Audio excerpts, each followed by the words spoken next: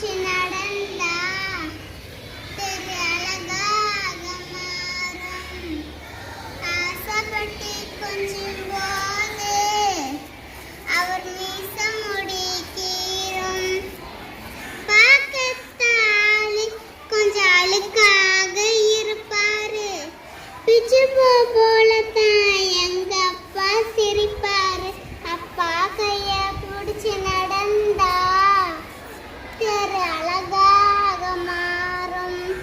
மேல் சட்டை போட்டதில்ல, கால் செருப்பு கேட்டதில்ல, பாய் விரிச்சு படுத்ததில்ல, படக்கடனில் தூக்கமில்ல, உப்பு மூட்டை தூக்கிக்கிட்டு